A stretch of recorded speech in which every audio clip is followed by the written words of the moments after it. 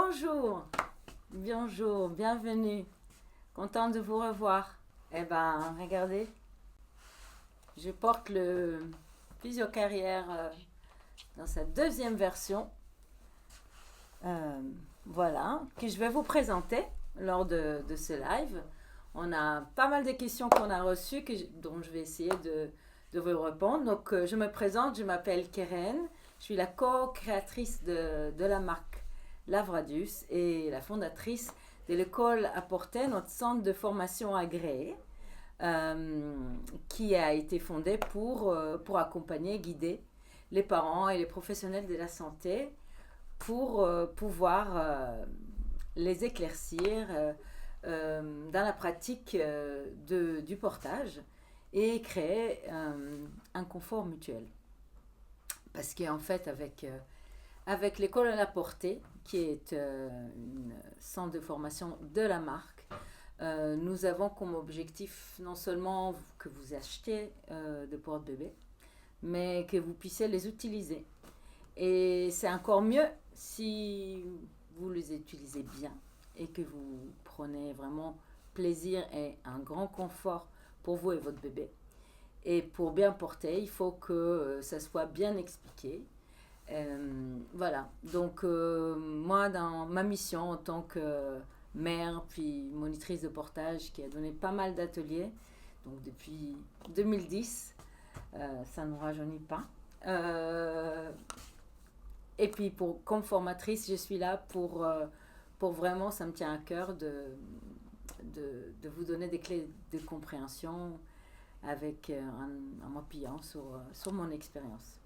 Voilà donc, c'est Physio-Carrière V2. Je vous le présente. Donc ici, je le porte avec un petit poupon lesté. Il a l'air il a l'air un peu comme un vrai bébé, mais c'est bien du plastique.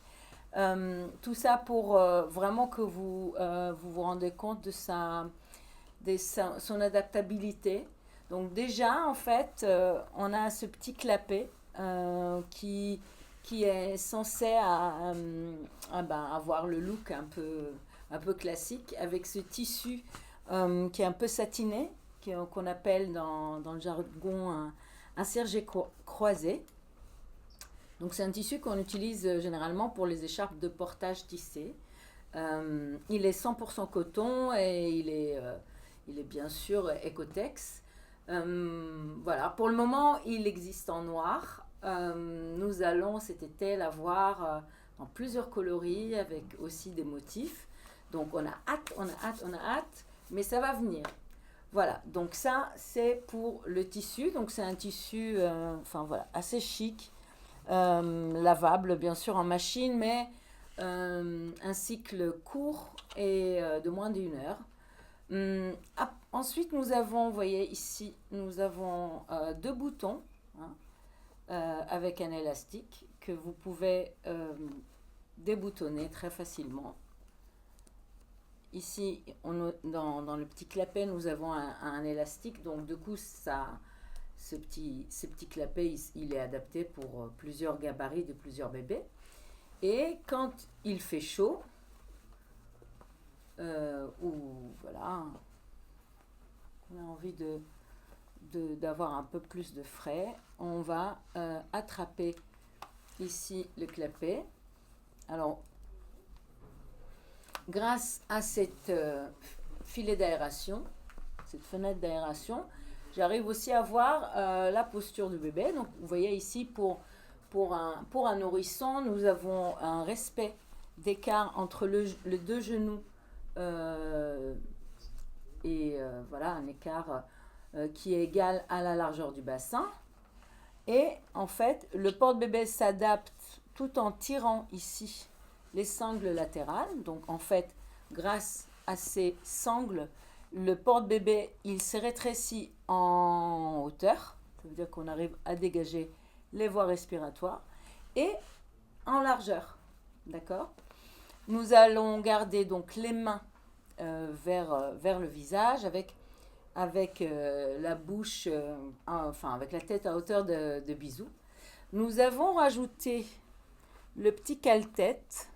Vous voyez, il y a un petit coussinet Donc ici, nous avons le filet qu'on peut rajouter quand le bébé dort et il est transparent et on peut voir donc son visage et ses voies respiratoires et on va du coup l'attacher ici dans le bouton, voilà, ici. Et on pourrait aussi du coup pour un nourrisson, si on sent qu'ici le porte-bébé a un corps un peu grand sur lui, sur certains bébés on a constaté sur de tout petits gabarits qu'ici nous avons trop de mou. Donc on a créé ces petits coussinets qui est matelassé, qui est rembourré. Hein, et on va la tourner vers l'intérieur et elle va combler. Hein, elle va matelasser le haut du dos du bébé. À cette occasion, nous allons aussi raccourcir notre cale-tête qui va donc du coup être adapté à la petitesse de la tête. Parce qu'ici, l'idée, c'est que ces cale-têtes soient lâches, exercent aucune pression. Ici, pareil, c'est un élastique. Donc, à aucun moment, nous avons une pression. En fait, c'est l'équivalent de la main que le parent met très spontanément quand il marche rapidement ou qu'il descend les escaliers. Souvent, on met la main quand on sent que voilà, la tête de bébé bouge. Donc, voilà. C'est vraiment un petit zone matelassée pour ne pas créer, vous voyez, des zones un peu comme ça ici où il y a des fronces. On ne peut pas faire la même chose au niveau de la nuque du bébé. Donc, voilà. Quoi d'autre? Je vais vous montrer, il y a aussi, en fait, ce qu'on voit moins bien ici parce que le bébé est déjà installé.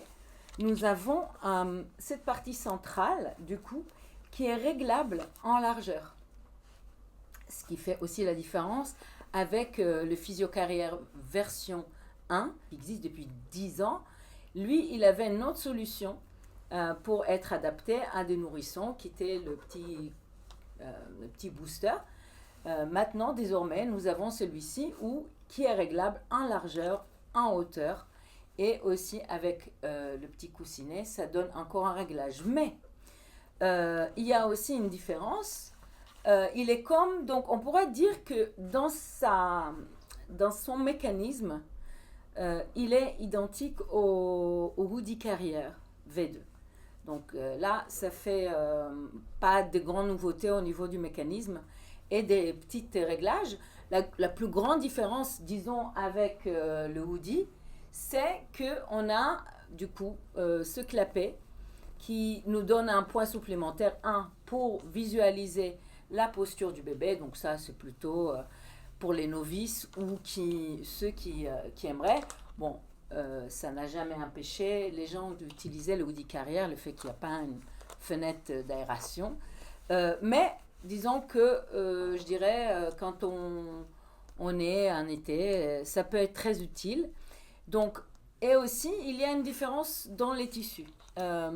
Les tissus du Woody Carrier, c'est un tissu tricoté, multicouche, doublé avec une doublure au tissé, mais il a une sensation au niveau du portage de quelque chose qui est un peu plus élastique, un peu plus couconnant, qui est vraiment un cross entre l'écharpe de portage et un préformé, donc un porte-bébé à clip, que ici nous avons vraiment un tissu tissé, certes un tissu satiné avec une certaine souplesse, un peu comme notre écharpe tissée sans nœud, que certains d'entre vous connaissent peut-être.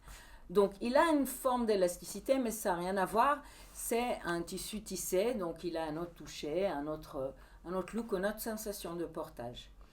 Donc je voulais vous en parler, vous montrer en fait le réglage au niveau des clips. Parce qu'en fait, comme le Woody Carrier, ici, nous avons un réglage pour nourrisson, à savoir le fait que la sangle s'attache au niveau de mon ventre est très intéressant pour un nourrisson. Parce que souvent quand on l'attache ici, donc sur ces clips-là, d'accord, ces clips-là qui sont partis sur la partie centrale, ça crée une ligne de tension ici, au niveau du dos de l'enfant. Bon, là, vous le voyez peut-être pas assez, donc je remonte. Du coup, j'en profite. Oui. On a une super bonne nouvelle aussi. Les physiocarrières étaient en pré-vente jusqu'ici et le transporteur est arrivé. Donc, tous ceux qui les avaient précommandés vont les recevoir. Et si vous le commandez dès maintenant, on l'expédie dès demain. Ben, super cool. Donc ici, voilà, on a ces clips-là. Mais sachez que ces clips-là, c'est pas que des clips.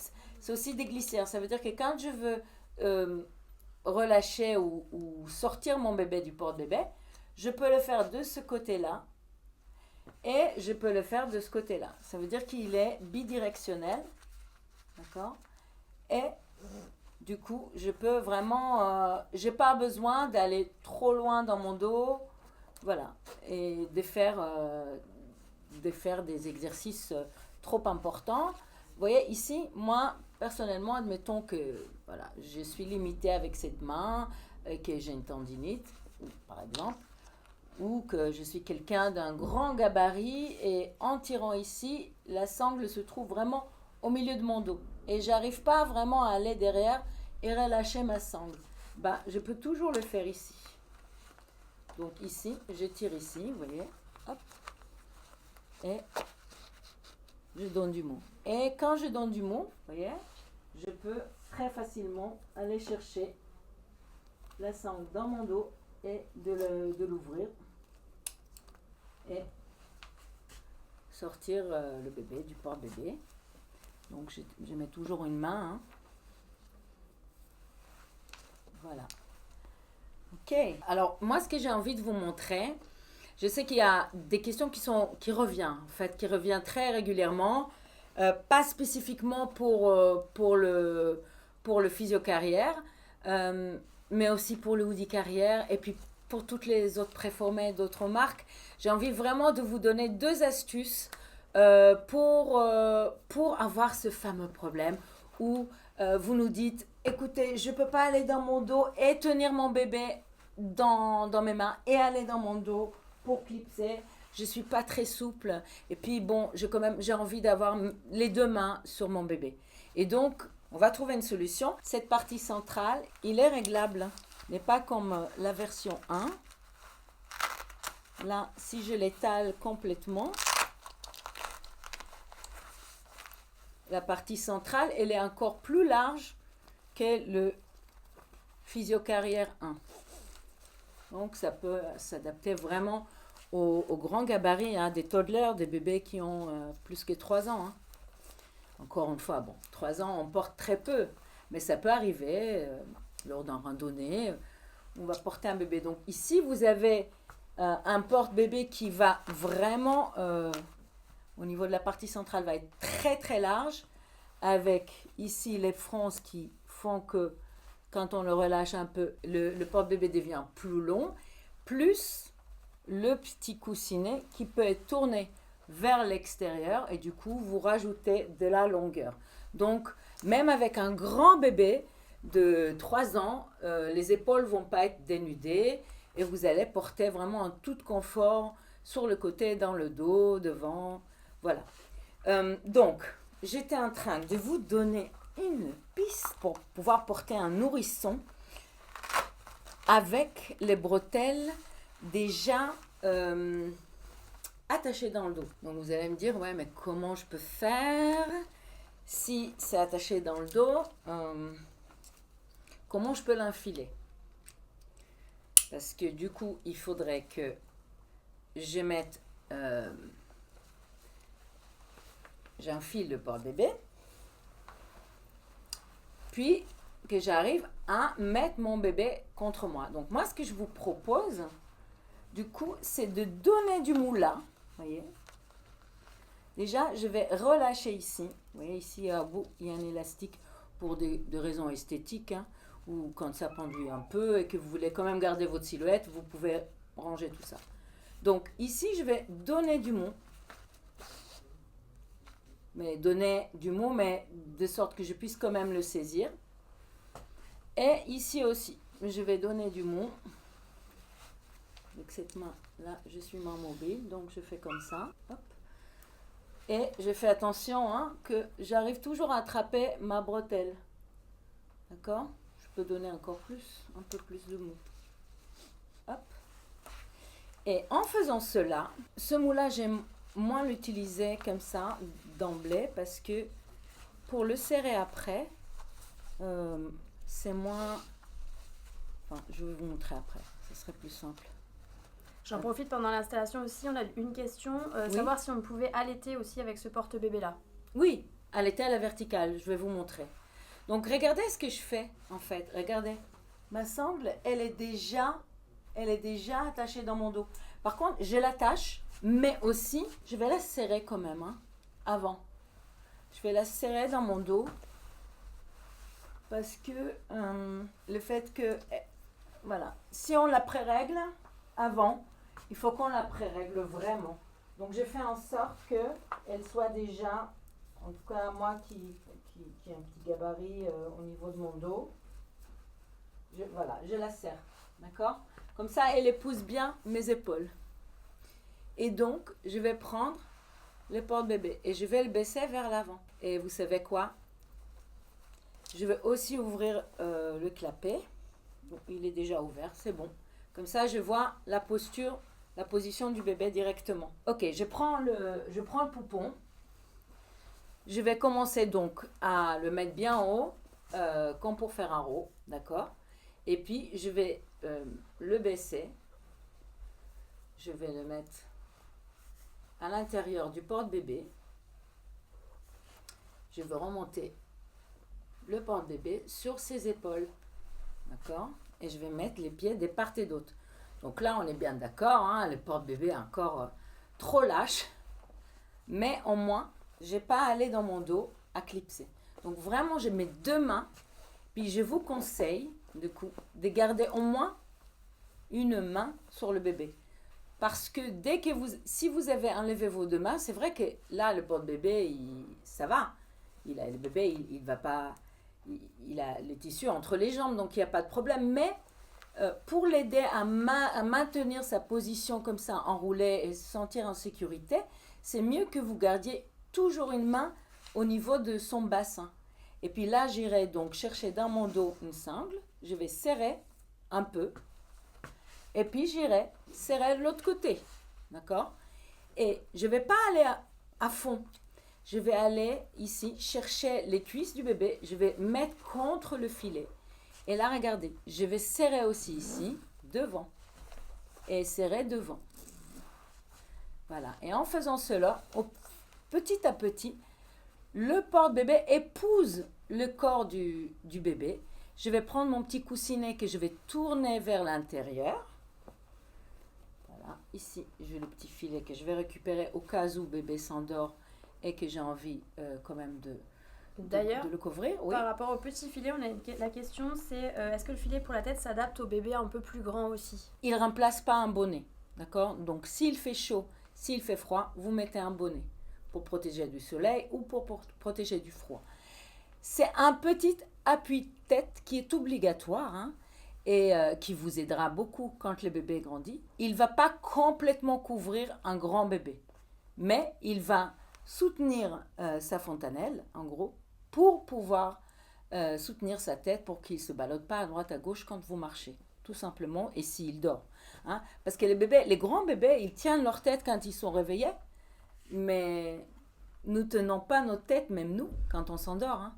Donc, il faut quand même, puisqu'on est en train de marcher, hein, on n'est pas en train de dormir dans la poussette ou dans la nacelle, que la tête soit stabilisée. Mais donc ça, on a fait en sorte que cette petite cale-tête soit pas trop grand sur un nourrisson, qui n'obstrue pas ses voies respiratoires, hein, mais... Et donc, du coup, il va couvrir largement, aisément, un tout petit nourrisson. Et sur un plus grand, il va arriver jusqu'à la fontanelle. Mais on l'a fait dans un tissu stretch aéré avec de l'élastique ici et de l'élastique là, pour qu'il n'y ait pas cet effet plaqué où le bébé se sent un peu obstru ou un peu plaqué contre vous. Et justement, toujours par rapport à la tête du bébé, l'Aroma nous demande est-ce qu'il faut varier à chaque fois la position de la tête? Est-ce qu'elle doit être face contre nous ou plutôt sur le côté? Alors, très bonne question. Je fais la réponse longue, C'est de dire c'est ça en fait la grosse différence entre l'écharpe de portage et les porte-bébés préformés, toutes marques confondues. C'est que avec l'écharpe de portage, en tout cas celui avec l'élastane, vous pouvez faire un nœud de base et porter autre chose qu'en ventral.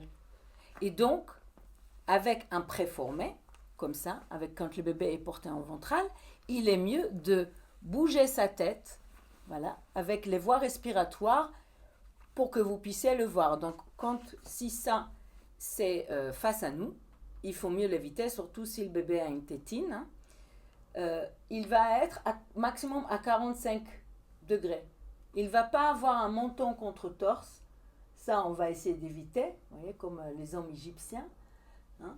On va éviter d'avoir une hyper-rotation de la tête, mais on va bouger la tête à peu près tous les 20 minutes. Au bout de 2 mois, quand le bébé a 2 mois, un principe, il va changer la tête de côté dans son sommeil tout seul.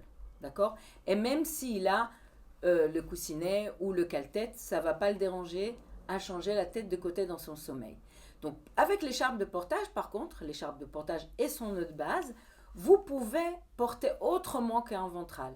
Par exemple, un ventral décentré ou un acide profil, vous pouvez aller le voir sur notre chaîne YouTube et vous allez voir qu'avec ça, c'est le portage qui est autre que ventral, la tête va être complètement contre le paysage ou contre vos yeux et le bébé n'aura pas à tourner la tête. Donc ça, c'est aussi un avantage pour des bébés qui ont parfois des torticolis, etc. Je vous ai montré du coup comment j'évite d'aller dans mon dos et ouvrir les clips.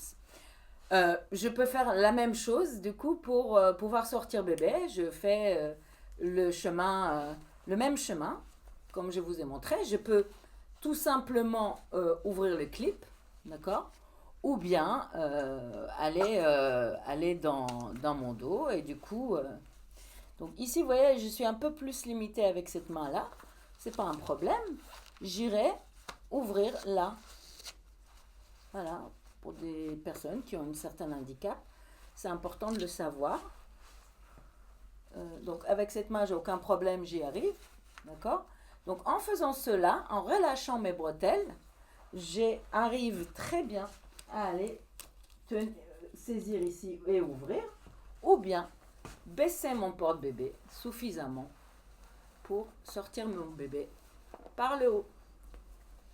Voilà, et toujours accompagné avec les 2 mains. Voilà. Et imaginez quoi, je ne sais pas s'il nous reste un peu de temps, je peux vous faire la même chose, on peut le faire aussi avec les bretelles croisées. Ça veut dire qu'on va recroiser nos bretelles avant même de mettre bébé dedans. Je vais me dépêcher pour qu'on arrive à le faire dans les délais du live. Et quand même, pour celles qui n'ont pas pu tout voir dès le début, on va rediffuser. Et aussi, vous allez découvrir les vidéos tuto que nous avons fait. Donc, petite question aussi avant l'installation, quelqu'un demande si on peut l'utiliser après une césarienne et combien de temps après la césarienne à peu près. Alors, très bonne question. Le fait qu'il y a une clip ici au niveau de la ceinture fait que quand je serre mes bretelles, le porte-bébé se décolle de mon ventre. Ça veut dire qu'avec le clip qui est là, pour les femmes qui ont subi la césarienne, il y a moins de pression au niveau de la ceinture. C'est pas comme si on mettait une ceinture large et qu'on la serrait à fond et que ça exerce une pression. Donc, après la césarienne, idéal, c'est le sling, l'écharpe où vous faites le double nœud dans le dos, ou ces genres de porte-bébé qui se clipsent au niveau du ventre. Et là, carrément, par exemple, si je veux, je vais même faire un tour de magie. Regardez ce qui se passe. Même si je ouvre la ceinture, d'accord, le porte-bébé fait le travail.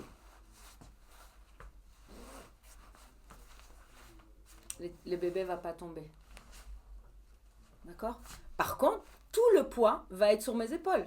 Ce qui n'est pas vraiment un problème avec un bébé qui vient de naître, qui ne dépasse pas 3 ou 4 kilos. Voyez? Donc, au cas extrême, vous pouvez absolument porter avec ce porte-bébé qui est très performant pour des femmes qui ont été césarisées, absolument.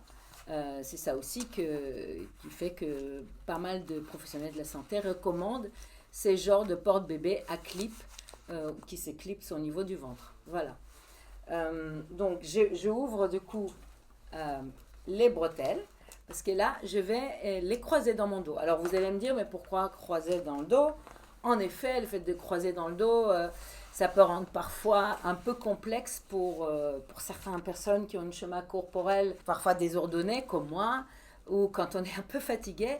Il faut comprendre que la partie gauche se règle avec la main droite, puis la partie droite se règle avec la main gauche, et ça rend le portage un peu plus complexe. Alors, pourquoi le faire?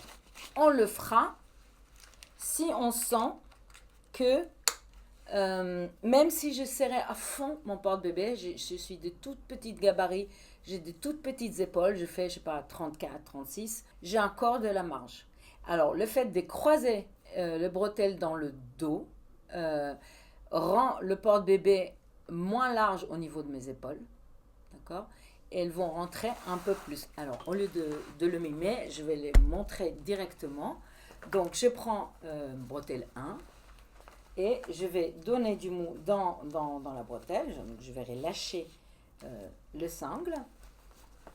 Moi, j'aime bien aller, vous voyez, pour ne pas faire des tournicotis dans ma sangle. J'aime bien le donner à la main qui se trouve juste en bas.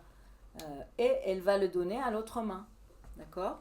Et puis, je vais rentrer ici, la sangle, dans le passant. Alors, pourquoi il y a ce passant? Parce qu'en fait, ça fait pour que quand vous serrez votre sangle, qu'elle ne passe pas dans vos côtes et vous fasse mal. D'accord? Donc c'est juste pour mieux la diriger. Comme sur l'autoroute, il y a une petite déviation. Donc ici, vous voyez, on la canalise pour qu'elle reste sur la partie matelassée et qu'elle ne vous coupe pas au niveau de vos côtes. Voilà. Donc ça, c'est la bretelle 1 qui va du coup couvrir cette épaule-là, mais qui va être réglée du coup avec la main ici. D'accord? Alors, je vais me donner quand même plus de mou par rapport à mon gabarit. Hein. Chacun va devoir relâcher plus ou moins les seins. Pourquoi je fais ça? Pour voir qu'avec ma petite main qui est ici un petit problème, j'arrive à attraper quand même ma sangle. Donc, je me rappelle, ça, c'est ma sangle inférieure. Ma sangle, je vais essayer de tirer en premier. Puis, j'ai l'autre. Donc, je vais d'ores et déjà relâcher du mou ici. Et donc, je vais aller l'attraper avec cette main-là. Hop. Et je vais la donner à l'autre main. Donc, elle va passer par-dessus l'autre. Et ici, je vais donner du mou. Passer dans le passant. Et clipser. Et là, je vais faire la même astuce que tout à l'heure. Ça veut dire que je prends mon porte-bébé, je les descends. Je prends le petit, je le mets bien au camp pour faire un rot. Pourquoi je dis ça? Parce que souvent, quand on le porte comme ça sur l'épaule, même des bébés qui sont un peu droits, ils arrivent à bien s'enrouler. Vous voyez? Comme quand on fait un rot. Et puis, je vais garder mes mains vraiment contre lui, je vais le descendre. Donc, avec une main, je vais descendre le bébé, puis je change de main pour me sentir à l'aise. Et je berce, par exemple. Vous voyez, je mets les pieds des part et d'autre du porte-bébé. Et je fais très, très, très attention de remonter les bretelles l'une, puis l'autre. Et là, vous voyez, pour le moment, le bébé, il n'est pas encore assis au fond du sac.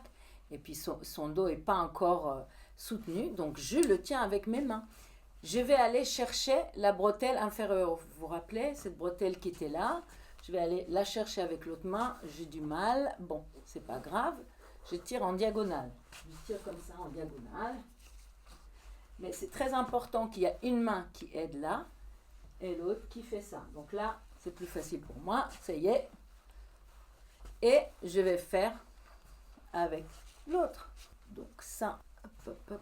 J'en profite aussi pour vous dire que tout ça, ce sera en replay. On va le publier cet après-midi et demain sur les réseaux. Comme ça, vous aurez toutes les infos et il reste les tutos qui sont disponibles si vous avez besoin. Et en message privé aussi, on est disponible si vous avez besoin. Vous voyez, comme quoi, c'est pas évident. Hop. Il est là. Voilà. Quelqu'un nous demande aussi si sur le Hoodie Carrière 2, on peut régler la bretelle en clipsant sous l'aisselle ou au niveau du ventre. On peut le faire également sur celui-là. Ouais. C'est la même chose. Disons que là, vous voyez, dans mes formations, je monte souvent avec le PC, nous on appelle en abréviation PC, donc le physio-carrière, parce que voilà, il est très pédagogique. Donc pour vous monitrices, si vous voulez montrer la position physiologique, l'écart naturel entre les deux genoux, comment les dos s'arrondit, etc. Et puis bon, en tant que parent, c'est très chouette de pouvoir voir la position du bébé. Voilà. Mais avec le Hoodie Carrière, c'est la même chose. Donc là, hop, vous voyez, ici, en fait, on a les bretelles qui sont beaucoup plus rassemblées au niveau de mon cou. Elles glissent moins. Et j'ai le tissu, enfin les deux bretelles qui vient dans mon dos. Après, vraiment, c'est une sensation différente. Moi, personnellement, j'ai jamais kiffé ce fait de croisette, mais ça fait un petit plus qui, je sais, nous a vraiment rendu service avec de tout petits bébés et avec de tout petits gabarits, que ce soit une maman, un papa. Bon, voilà. Et est-ce que c'est plus rapide à installer qu'une écharpe? Ça fait partie des questions qu'on avait eues avant ce live. Tout ce que vous faites pour la première fois est un peu long et compliqué. Le premier bain, le premier changement de couche. Donc, ce qui est rapide, c'est ce que vous utilisez en quotidien. Et je le vois parce qu'il y a aussi la déformation professionnelle, parce que même moi, étant maman, il y a forcément des outils que j'utilisais plus. Voilà. Donc, c'est très rapide quand on sait s'en servir. Après, il y a pas photo, en fait. L'écharpe permet... Ce qu'on montre en atelier, pourquoi, par exemple, quand vous allez chez une monitrice ou dans un magasin et vous demandez une démonstration, on dit « Ah là là, c'est trop long, vous faire une démonstration. » Si vous voulez faire le nœud de base avec la même position en nœud de base, c'est très rapide. Par contre, si vous voulez apprendre à faire plusieurs positions, ce qui est vraiment l'avantage d'une écharpe et même du sling, donc la petite écharpe sans nœud, bah, dans ce cas-là, vous avez plus de choix, puisque avec le même nourrisson, vous allez porter de plusieurs façons différentes. Donc, la transmission prend plus de temps, mais après, à l'usage, c'est aussi rapide. Il y a des personnes qui répondent justement qu'ils ont commencé avec l'écharpe et qu'ils ont ensuite pris le porte-bébé, donc ça dépend vraiment de chacun. Voilà. L'idée, c'est d'avoir le choix. C'est ça, la liberté. Est-ce que tu pourrais aussi montrer rapidement l'allaitement, comment on peut... Très bien, très, très bien. Du coup, je vais donner un peu de mou, vous voyez. Donc, ici, dans mon dos. Et ici.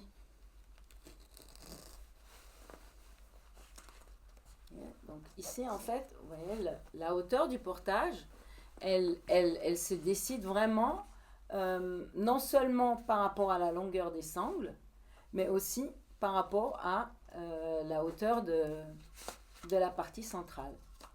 Donc ici, on a du mal à voir au niveau de la caméra parce que bon, vous avez pas la visibilité à l'intérieur, mais du coup, oui, le bébé peut allaiter, peut être à la verticale.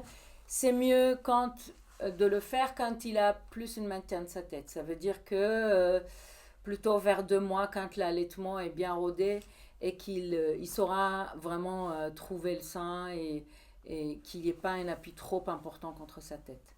Donc, l'outil, disons, pareil, optimal, c'est celui que vous utilisez, bien sûr, mais je dirais l'allaitement est partout, tout le temps, avec un nourrisson. Disons que l'outil idéal, c'est le sling, d'accord ? Avec celui-ci, oui, vous pouvez allaiter à la verticale avec un bébé qui a plus de tonus, donc vers 2 mois, je pense, pas un nourrisson. Et on a quelqu'un qui vient d'arriver sur le live et qui veut vraiment savoir la différence entre les deux pour se décider. Est-ce qu'en 1 ou 2 phrases, tu pourrais résumer la différence entre le physio-carrière et le Hoodie Carrière ? Oui, c'est le tissu qui est ici un tissu tricoté avec un look un peu sweatshirt. Et ici, c'est un tissu tissé avec un look un peu, je dirais, comme une robe de soir ou comme un joli veste tailleur. Et c'est la fenêtre d'aération. Voilà, c'est ça la grosse différence. Et la dernière question, pour un bébé qui a été habitué à l'écharpe de portage, est-ce qu'on conseille plutôt le physio-carrière ou le hoodie carrière? Je dirais qu'à son âge, il n'a pas, à décider à votre place. Voilà, vous prenez ce qui vous plaît, ce que vous kiffez le plus, ce que vous pensez pouvoir utiliser. Je pense que le bébé, le lieu, hein, c'est pas la personne, c'est vraiment un lieu. Votre corps, votre proximité, vous, c'est ce qu'il a besoin. Les autres, c'est juste des moyens pour créer de la proximité entre vous et votre bébé. Voilà. On attend vos réponses et merci à tous déjà pour les nombreuses réponses et beaucoup de gens remercient pour le live, donc merci infiniment. On est content d'être là pour vous et pour notre petite communauté.